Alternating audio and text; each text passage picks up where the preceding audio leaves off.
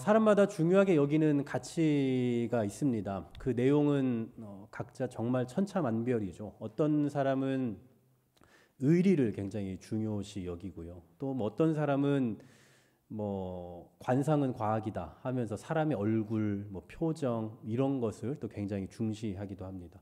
또 제가 아는 어떤 사람은 거짓말을 최고의 가치로 둬요. 그러니까 거짓말하는 것은 절대 용납할 수 없다. 거짓말하면 안 된다. 뭐 이렇게 또 생각하는 그런 분들도 계십니다.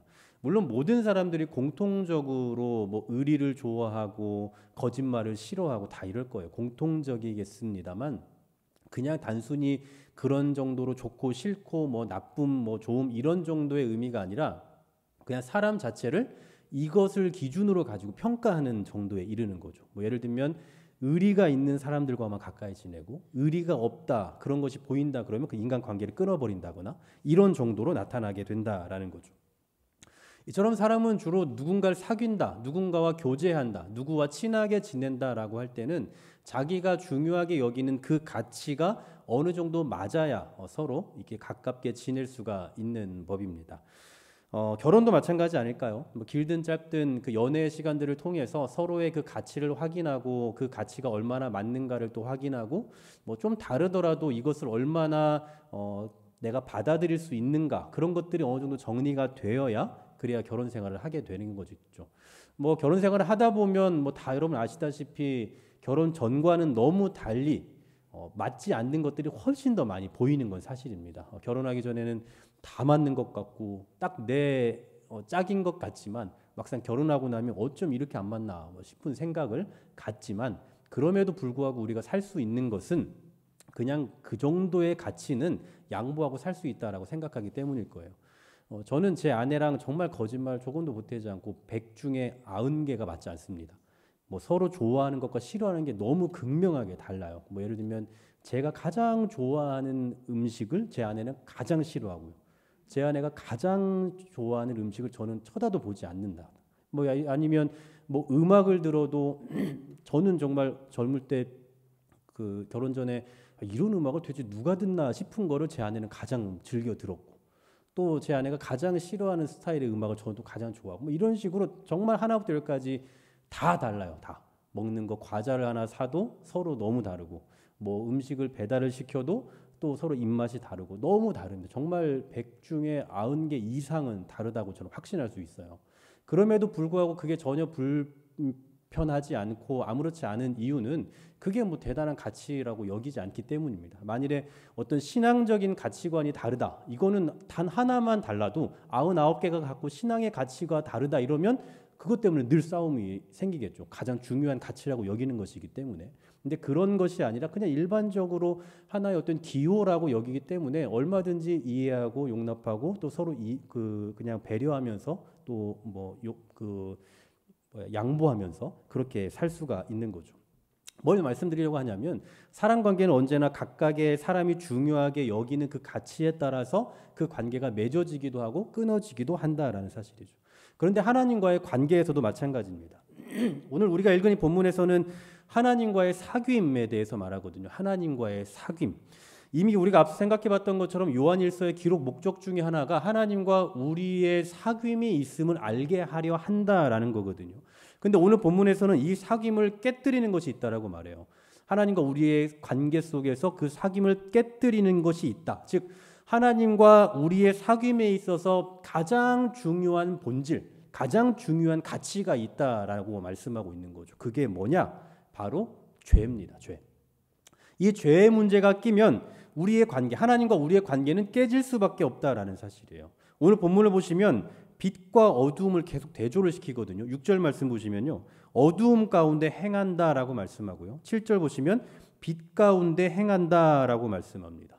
여러분 어둠과 빛은 서로 굉장히 상반되는 개념이에요. 어떤 면에서 완전히 반대되는 개념이기도 하죠. 예를 들면 빛이 전혀 없는 상태를 우리는 뭐라고 말합니까? 어두움이라고 말해요. 그러니까 어두운 상태에는 빛이라는 것이 전혀 없는 상태, 빛이 없기 때문에 어둠이라고 말하는 거잖아요. 그러니까 어둠과 빛은 굉장히 반대되는 그런 개념이다라는 거예요. 그런 의미에서 어둠과 빛은 공존할 수가 있습니까? 없습니까? 공존할 수가 없어요. 근데 오늘 5절 보니까 하나님은 빛이시라 그에게는 어둠이 조금도 없으시다라고 말씀해요. 또 7절에 보시면 그가 빛 가운데 계시다라고 말씀합니다. 한마디로 말하면 하나님은 곧 뭐다? 빛이다라는 거예요. 그럼 하나님과 사귐을 가지려면 어떻게 해야 됩니까? 자, 하나님은 빛이에요. 근데 하나님과 사귈 거예요. 그러면 하나님과의 교제를 나누려면 우리는 어떻게 해야 됩니까? 빛이 되어야 되죠. 빛은 아니더라도 적어도 빛이 되려는 노력이라도 있어야 한다라는 사실이에요. 그런데 우리가 그런 빛은 고사하고 그냥 계속 죄 가운데 살아간다. 그럼 그 삶은 어떤 삶이라 할 수 있느냐? 오늘 본문의 표현에 의하면 어두움인 거예요. 어두움. 그러므로 어두움 가운데 살아가면서 하나님과 교제를 한다 아니면 하나님과 사귄다라고 말하는 것은 뭡니까? 거짓말이죠. 거짓말. 어두움 가운데 살아가고 있으면서 난 하나님과 사귀고 있어. 난 하나님을 믿고 있어 라고 말하는 건 말이 안 되는 얘기라는 거죠. 거짓말이라고요. 그래서 오늘 본문에 보면 거짓말에 대한 표현이 여러 번 등장하는데 하나같이 어둠 또는 죄와 관련해서 쓰고 있습니다. 자, 6절을 한번 보십시오. 하나님과 사귐이 있다 하고 어둠에 행하면 거짓말이라고 방금 제가 말씀드린 그대로죠. 8절에 보시면 죄가 없다고 말하면 스스로 속이는 것. 이것도 역시 거짓말이에요. 10절 우리가 범죄하지 아니하였다 하면 하나님을 거짓말하는 이로 만드는 것이니라고 말씀하죠. 결국은 죄 가운데 거하는 건 어둠 가운데 있는 것과 같은 건데 어둠 가운데 있으면서 하나님과 사귄다라고 말하는 건 그냥 100% 거짓말이다. 이 얘기를 하고 있는 거죠. 그렇다면 조금 더 구체적으로 하나님과의 관계를 깨뜨리는 그 거짓말에는 어떤 종류들이 있는가를 좀 오늘 생각해 보려고 합니다. 첫 번째로는요. 하나님과 사귐이 있다라고 말하면서 어둠에 행하는 거짓말이에요. 하나님과 사귐이 있다고 말하면서 어둠에 있는 것. 자, 6절에 보시면 만일 우리가 하나님과 사귐이 있다 하고 어둠에 행하면 거짓말을 하고 진리를 행하지 아니함이거니와 라고 말씀합니다. 자, 자신이 하나님과 교제를 누리고 있다라고 말해요. 교회도 다니고 예배도 하고 신앙생활도 열심히 하고 기도생활도 하고 봉사도 합니다. 그런데 실제로는 어두움 가운데서 살아가고 있는 거예요. 여러분 믿음이 있으면 우리가 믿음이 있다라고 말하는데 그 믿음을 어떻게 드러낼 수 있습니까? 한번 생각해 보세요. 우리가 믿음이 있잖아요. 그 믿음을 무엇으로 드러낼 수 있어요? 딱 하나 있는데 하나. 유일하게. 삶을 통해서 드러내는 거죠. 여러분이 믿음이 있다라는 것을 무엇으로 증명해낼 수 있냐면 우리의 말로 증명하는 게 아니라 우리의 삶을 통해서 증명해내는 거예요. 제가 교회를 사랑한다고 말하고 여러분을 사랑한다고 말하는데 제 이 삶의 어떤 행실이나 제 패턴 속에 삶의 패턴 속에서 전혀 그런 것이 나타나지 않는다? 그럼 여러분 뭐라고 생각하시겠습니까? 거짓말이라고 생각하는 거죠. 말로는 맨날 사랑하는 여러분이라고 말하지만 제 삶 속에서 전혀 그런 모습이 드러나지 않는다면 그 거짓말이라고 다 생각한다고요. 물론 사람마다 표현해내는 방식이 좀 달라요. 표현해내는 방식도 다르고 그 표현해낼 때에 그것을 표출해내는 그 양도 각각 다릅니다. 뭐 예를 들면 사랑한다라고 말을 해도 누구는 맨날 사랑한다라고 말하는가 하면 누군가는 그냥 일주일에 한 번 정도를 사랑한다고 말하는데 굉장히 사랑하는 표현인 거죠. 그러니까 사람마다 표현하는 방식, 표출해내는 방식은 다 다르기 때문에 어떤 한두 가지 모습만 보고 그 사람의 어떤 마음 전체를 평가할 수는 없죠. 예를 들면 제가 뭐 이렇게 교회를 가다가 쓰레기를 하나 줍질 않고 그냥 지나갔어요. 그리고 그걸 보고 야 어떻게 목사가 쓰레기도 안 줍냐. 교회를 사랑하지 않으니까 저래 라고 말하면 됩니까? 안 됩니까? 안 된다는 거예요. 그런 한두 가지를 가지고 말하면 안 된다고. 저는 그 본능적으로 제가 어릴 때 허리를 제가 수술을 했기 때문에 이게 허리 숙이는 걸 되게 싫어해요. 본능적으로. 그러니까 제가 뭐 겸손하지 않은 게 아니라 허리를 막 숙여서 뭘 이렇게 줍고 뭘 하고 이러는 게 그냥 저는 이게 몸에 이게 제가 저도 모르게 제 몸이 반응을 해요. 하기 싫다는 반응을. 그래서 저는 뭐가 있으면 줍거나 이런 걸 하는 것보다 발로 하는 걸 좋아해요. 그래서 옷을 전 집에서 뭘 청소를 할 때 발로 이렇게 집어서 이렇게 그냥 똑바로 서 있는 상태에서 하는 게 저에게는 몸에 배어 있는 거거든요. 그러니까 제가 쓰레기를 하나 안 주웠다고 해서 정말 교회를 사랑하는 마음이 없어서 그러는 것이 아니라 그냥 몸에 배어 있는 그 본능적인 그것 때문에 안 하는 것일 뿐이지 절대로 제 마음, 교회를 사랑하지 않는 그런 마음은 아닐 거다라는 거죠. 근데 어쨌든 어찌 됐든 간에 어떤 형태로든 우리의 말이나 행동을 통해서 우리의 생각은 반드시 표출이 되게 되어 있다라는 거예요. 믿음이라는 것도 마찬가지입니다. 하나님을 향한 우리의 믿음, 또 말씀 가운데서 살아가고자 하는 그 우리의 열심, 이런 것은 반드시 어떻게든 우리의 삶의 형태로 드러나게 되어 있다는, 어떻게든. 그러니까 각자 사람마다 다르게 드러나겠지만 어떻게든 어떤 모양으로든 반드시 드러나게 되어 있다라는 사실이에요. 근데 믿음이 있다라고 하고 구원에 대한 확신도 있지만 행함이 자꾸 이상한 쪽으로 가는 분들이 있어요. 전 이런 경우를 상당히 많이 봐왔거든요. 이거 정말 어려운 문제입니다. 그러니까 믿음이 있다라고 말하고 정말 신앙생활도 열심히 하는 것 같은데 행함이, 그 삶의 모습이 이상한 쪽으로 흘러가는 분들이 있다고요. 여러분, 이거 어떻게 해석을 해야 됩니까? 우리가 알고 있다시피 성령님은 우리 안에 한번 들어오시면 나가시는 법이 없거든요. 그러니까 구원은 취소되지 않아요. 성령님이 우리 안에 들어오셔서 우리가 성령 세례를 받아서 예수 그리스도를 주로 고백하고 구원받은 백성이 되었으면 어떤 일이 있어도 이 구원은 취소되지 않는다고. 성령님 다시 나가는 법이 없다고요. 그러니까 이것을 아는 신앙인들이 이걸 악용을 하는 거죠. 그래서 나는 구원을 받았다, 그래서 나는 지금 이렇게 살아도 괜찮다라고 생각을 하는 경향이 있는 겁니다. 물론 우리가 구원을 받았다고 할지라도요, 그래서 새 사람이 되었다라고 말하지만 사실은 새 사람은 아니잖아요. 여러분, 우리가 예수 믿기 전과 예수 믿은 후에 우리의 몸이 달라지나요? 똑같잖아요. 그런 면에 있어서 어쩌면 우리가 예수를 믿어도 그냥 변함없이 이전과 같은 삶을 살 수도 있어요. 이전과 같은 생각을 가지고 살 수도 있고 이전과 별반 다를 바 없는 그런 모습을 갖고 이 죄악된 삶을 살아갈 수도 있다고요. 하지만 예수님을 믿기 전과 예수님을 믿은 후에 분명한 차이가 있다면 그게 뭐냐? 바로 전에는 아무렇지 않았지만 이제는 부담을 느낀다라는 점이에요. 전에는 그게 아무렇지 않았지만 이제는 부담스럽다고요. 예를 들면 예수 믿기 전에 이 음주를 많이 하셨던 분이 예수를 믿고 나서 신앙생활을 오래 해도 계속해서 음주를 하시는 분도 많이 계시잖아요.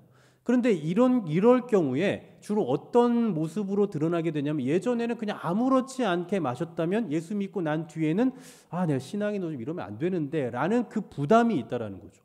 뭐 예를 들면 그런 식으로 사실 굉장히 자연스러운 겁니다. 이렇게 된다라는 것은 너무나 당연한 변화이기도 하고 굉장히 자연스러운 그런 변화이기도 해요. 하지만 예수를 믿고 난 뒤에도, 그리고 그 연수가 계속 더해감에도 불구하고 거기에 대한 부담을 조금도 느끼지 못하고 죄책감조차도 느끼지 못하는 분들이 있단 말이죠. 이럴 경우에 구원은 취소되지 않으니 그래도 구원은 받습니다 라고 해야 되는 건지, 아니면 그래도 이렇게까지 예수 믿었는데 이렇게까지 양심이 없나? 이거는 구원 못 받은 거 아닌가? 이거는 성령님 다시 나가셔야 되는 거 아닌가? 라고 그렇게 말을 해야 되는지 참 난감하다라는 거죠. 무슨 얘기인지 이해가 가십니까? 예수 믿으면은 그 구원은, 우리가 성령님을 받으면 구원은 취소되지 않는데, 그 취소되지 않는다는 것은 이제 그렇다 치고, 그럼 예수를 믿으면 뭔가 삶의 변화가 나타나야 될 거 아니에요. 변화가 일어나지 않고 계속 악한 삶을 산다고요. 그럼 이 구원 받은 거 맞냐 이 얘기예요. 여기에 대한 그 해답이 오늘 본문에 나와 있다고 저는 생각이 듭니다. 오늘 본문은 이런 상태를 뭐라고 표현하고 있냐면요, 하나님과 사귐이 있다 하고 어둠에 행하는 거예요. 하나님과 사귐이 있다고 하지만 실상은 어둠에 행한다고. 그리고 이것을 오늘은 한 단어로 뭐라고 표현한다고요? 거짓말이라고요. 거짓말. 맞습니다, 여러분. 이렇게 살아도 구원 받습니다. 정말 이렇게 살아도 구원 받아요. 왜냐하면 하나님의 선택에는 후회가 없거든요. 변화도 없고요. 하지만 이것은 하나님을 믿는 게 아니라 사실은 믿는다고 착각하고 있을 수도 있다는 거죠. 다시 말하면 하나님은 건져내신 적도 없고 하나님은 구원하신 적도 없지만 그냥 자기가 교회 생활을 하고 있다는 이유 때문에 나는 구원을 받았어라고 착각하고 있을 수도 있다고요.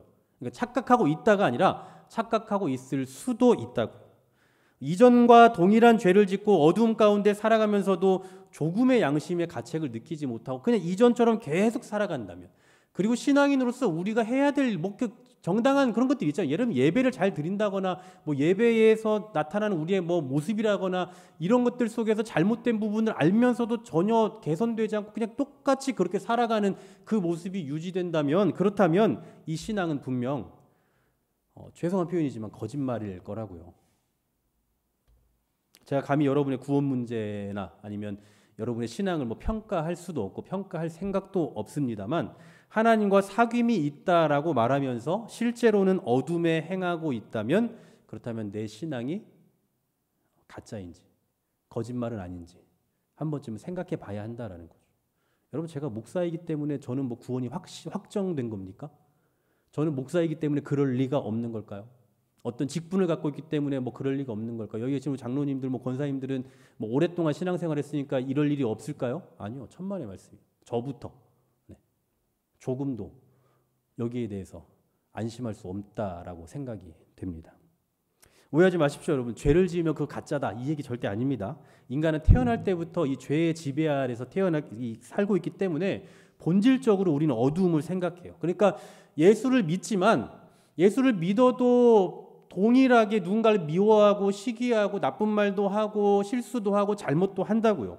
그런 것 한두 가지만 보고 저 신앙인이 아니다. 지금 신앙인이라고 착각하고 있는 거다. 이렇게 말하는 것이 아니라고요. 이렇게 말해서도 안 되고요. 하지만 적어도 우리가 예수 안에 산다면 빛 안에 거하려고 한다면 그 어두움 가운데서 어떻게든 나오려고 하는 그 자그마한 빛이라도 우리의 삶의 행동 속에서 나타나게 되어 있다라는 거죠. 그런 것조차도 없이 정말 조금도 변함이 없이 마치 양심의 화인을 맞은 것처럼 진짜 아무리 봐도 이건 아닌데 계속 그런지도 모르고 그렇게 살아가고 있다라면 그럼 정말 하나님과 사귐이 있다라는 것이 혹시 거짓말은 아닐까? 착각하고 있는 건 아닐까? 라고 생각해 볼 수도 있지 않겠냐라는 거예요. 바로 이것이 거짓말이다라는 거죠. 하나님과 사귐이 있다라고 말하지만 그러나 실제로는 어두움 가운데 살아가고 있는 것. 어두움 가운데 살아가고 있지만 난 하나님과 사귀고 있다라고 말하는 거짓말. 이게 첫 번째 거짓말이죠. 두 번째 거짓말은 우리는 죄가 없다라고 하는 거짓말입니다. 우리는 죄가 없다. 자, 8절 보십시오. 만일 우리가 죄가 없다고 말하면 스스로 속이고 또 진리가 우리 속에 있지 아니할 것이요. 여러분 하나님 앞에서 죄 없다고 주장할 만한 인생은 전혀 없습니다. 성경은 이러한 사실을 여러 번 가르쳐주고 있죠. 로마서 3장 10절 기록된 바 의인은 없나니 하나도 없습니다. 또 로마서 3장 23절 모든 사람이 죄를 범하였죠. 모든 사람이 죄를 범하였으며 하나님의 영광에 이르지 못했다라고 말씀하고 있습니다. 우리가 사회에서 또는 사람과의 관계 속에서는 죄를 짓지 않기 때문에 그래서 우리가 지금 감옥에 가 있지 않고 여기에 있을 뿐이지 하나님과의 관계에서는 누구나 다 죄인이에요. 왜냐하면 우리는 원죄를 갖고 태어났잖아요. 그래서 우리 안에는 마치 죄를 짓는 기계와 같은 어떤 그런 근원, 죄의 근원과 같은 것이 우리 안에 늘 있거든요. 그래서 우리는 언제나 악한 생각을 하고 악한 욕망을 갖게 되는 겁니다. 다만 참을 뿐인 거죠. 참고 있을 뿐이에요. 우리에게는 양심의 법도 있고 또 사회의 법도 있고 하다 보니 표현하지 않고 그것을 우리가 이렇게 참고 있을 뿐이지 사실은 언제든지 그런 죄악이 나타날 수 있는 우리에게 양심이 사라지고 사회의 법이 제재가 사라져버리면 언제라도 그런 죄를 우리가 할 수 있을 만한 그런 개연성이 우리는 늘 있다라는 거죠. 그런데 나는 죄가 없다. 나는 선하다. 라고 말한다면 이건 뭐라고요? 거짓말이라는 거죠. 여러분 저는 성격이 굉장히 온순하고 착할까요? 아니면 좀 되게 막 강하고 좀 나쁠까요? 아니면 저는 예전에 과거에 제가 뭐 철없을 때는 정말 착한 삶을 살았을까요? 아니면 아주 나쁜 삶을 살았을까요? 아무도 모르실 거예요. 왜냐하면 제가 말 안 할 거거든요. 굳이 저의 옛날에 안 좋았던 모습들을 제가 여러분들에게 말할 이유가 하나도 없어요. 물론 저는 이제 나름 훈련되고 깎여지고 다듬어져서 여기까지 왔지만 그럼에도 제 안에 단점과 부족함들이 많이 있단 말이죠. 근데 그걸 누구만 아냐? 저만 알아요. 아무도 모르고 알 수도 없죠. 전 말하지 않으니까. 말한 적도 없고 하지도 않을 거기 때문에. 마찬가지로 우리 안에 그 죄성 있잖아요. 여러분들이 각자가 가지고 있는 그 죄성 또 부족함 여러분들이 스스로 생각하는 그 연약함들 있잖아요. 여러분만 알고 있는 거. 근데 이것을 누구는 아신다고요? 하나님은 아신다라는 거죠. 우리 각자의 마음 가운데 있는 각자 마음속에 깊은 그곳에 있는 그래서 누구에게 말하기 싫고 말하지 않는 그런 것들까지도 하나님은 다 알고 계시다라는 사실이에요. 그런데 그 하나님 앞에서 난 죄가 없습니다. 난 깨끗합니다. 나는 한 번도 죄 지어본 적이 없어요. 라고 말한다면 그건 사실입니까? 거짓말입니까? 거짓말이다라는 거죠. 그래서 하나님 앞에서 난 죄가 없습니다. 난 죄인이 아닙니다. 라고 말하는 것도 거짓말이다라는 거예요. 마지막 세 번째 거짓말은요. 우리가 범죄하지 않았다라고 하는 거짓말입니다. 자, 우리 10절 말씀 같이 한번 읽어볼까요? 만일, 시작. 만일 우리가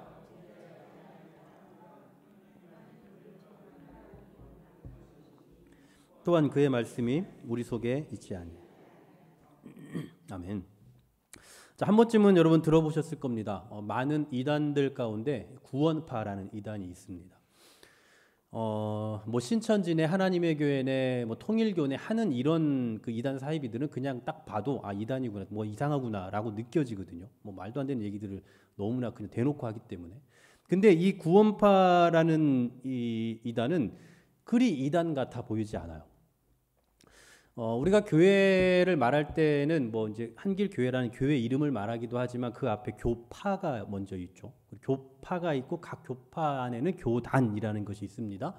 근데 그 교파는 대표적으로 뭐 우리가 대한예수교 장로회, 또 아니면 뭐 감리회, 아니면 뭐 성결교, 또 우리가 잘 알고 있는 뭐 저기 순복음교회, 오순절, 하나님의 성회, 뭐 등등의 여러 가지 교파가 있고 그 각 교파 안에 또 여러 가지 교단이 있는데 이 교파들 가운데 우리가 다 알고 있을 만한 또 교파가 하나 더 있죠. 바로 침례회입니다. 침례회. 이 침례교가 여러 가지가 있어요. 그냥 침례교라고 말하면 아, 그 정통 그냥 뭐 그 기독교 교파인가 보다라고 생각할 수 있지만 이 침례교 안에는 가짜들이 있습니다. 뭐 예를 들면 복음 침례회, 예수교 침례회 뭐 이런 것들이 있는데 다 구원파예요. 그리고 실제로 우리가 알고 있는 침례교는 기독교 한국 침례회 여기만이 우리가 이제 일반적으로 뭐 그 여러 교파 중에 하나라고 말하는 정통 교파 중에 하나라고 말하는 그 침례교가 이제 기독교 한국 침례회이고 나머지 뭐 복음 침례회네 뭐 예수교 침례회네 하는 것은 다 구원파입니다. 그러니까 구원파에도 여러 가지 한 세 가지 정도 파가 있거든요. 뭐 예전에 우리가 한참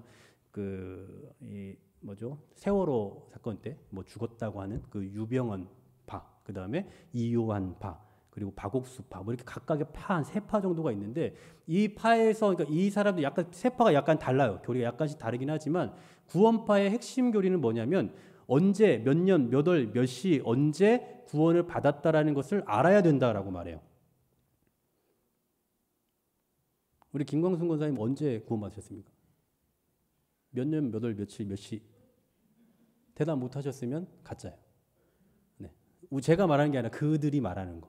그러니까 그들은 항상 그걸 알아야 돼요. 근데 그런 게 어디 있습니까, 솔직히. 우리는 구원이라는 것은 어떤 순서에 거쳐서 우리가 물론 구원에 신학적으로 9가지 서정이라는 것이 있거든요. 근데 이제 뭐 소명부터 시작해서 뭐 이렇게 쭉 와가지고 여기까지 뭐 지금 우리는 이제 우리 지금 살아가고 있는 이 삶 속에서 하나님께서 우리의 이 구원을 견인해 가시고 그래서 영화까지 가는 뭐 이 9가지 단계가 있지만 사실 이것은 그냥 한 번에 이루어지는 것으로 주로 봐요. 이거 뭐 순차적으로 이루어진다라고 보기보다는. 근데 그렇지 않은 것을 가지고 어떻게 몇 년, 몇 월, 몇 시에 누가 구원받았다 이걸 어떻게 알아요? 근데 그렇게 구원받았다는 것을 알아야 되고 그렇게 알면 그때부터의 죄는 예수님께서 다 사해 주셨어요. 그러니 뭘 하지 않아도 되는 겁니까? 회개는 하지 않아도 되는 거죠. 그래서 회개를 하는 것은 오히려 구원받지 못했다라는 증거라는 거죠. 회개를 한다라는 것은. 얼마나 좋습니까? 네.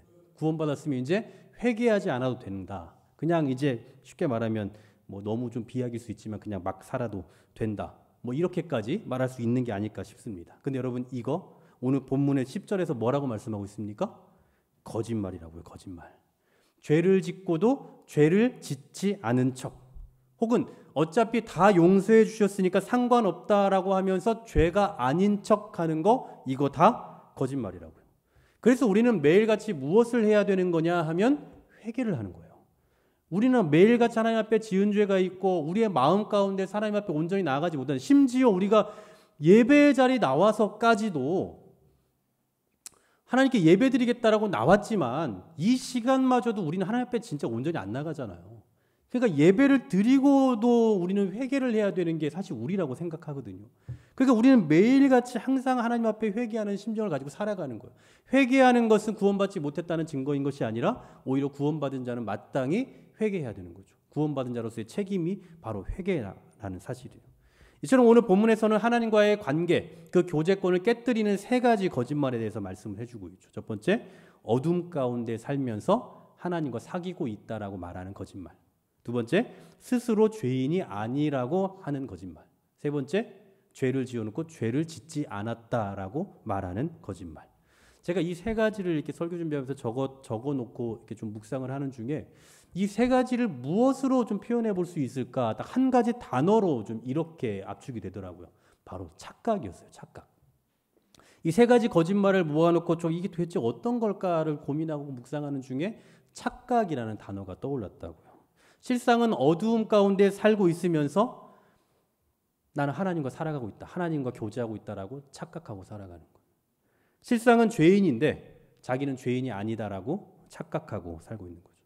실상은 죄악 투성인데 죄가 아니다. 나는 죄를 지은 적이 없다라고 착각하고 있는 겁니다. 여러분 혹시 우리 이런 착각 가운데 빠져 살아가고 있지는 않습니까? 하나님과의 관계에 있어서 내가 그렇다고 생각하면 그렇게 되는 것은 결코 아닙니다. 나는 하나님과 사귀고 있다고 느껴라고 말하면 하나님과 사귀고 있는 게 아니라고요.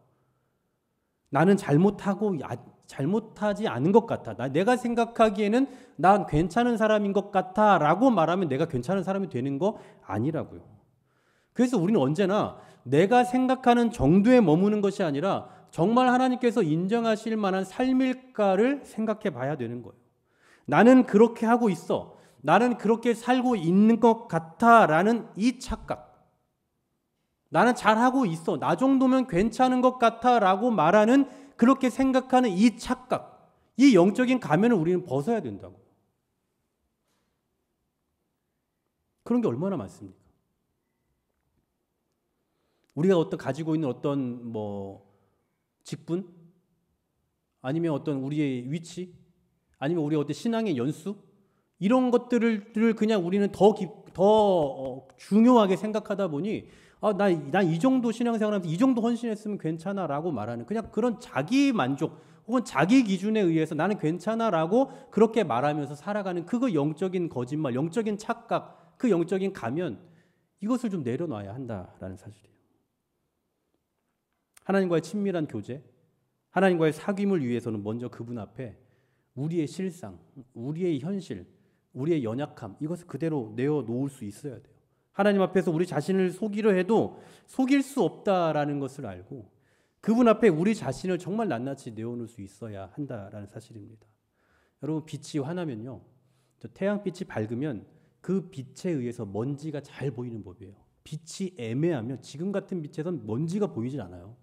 그 빛의 밝기가 애매하면 먼지가 보이지 않는다고요. 마찬가지로 하나님, 빛이신 하나님 앞에 서면 우리의 죄악이라는 그 죄성, 그 먼지가 너무나 확연하게 잘 보이는 거예요. 그러므로 만일 우리 자신의 죄나 연약함이 잘 보이지 않는다, 스스로 잘 보이지 않는다, 내가 그냥 괜찮은 사람인 것처럼 보인다, 그것은요 하나님과의 거리가 그리 가깝지 않기 때문일 수도 있습니다.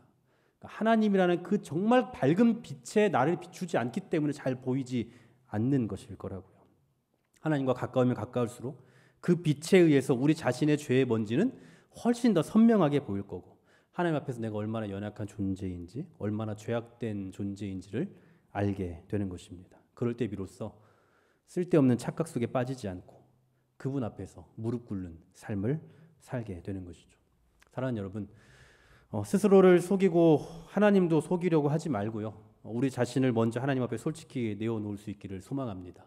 우리의 깊이 속에 있는 우리의 마음 가운데 있는 그 심정, 또 우리의 상태, 우리의 현실을 하나님 앞에 정말 다 내어놓는 일, 그게 바로 빛에 거하는 삶의 출발점이 아닐까라는 생각을 해봅니다.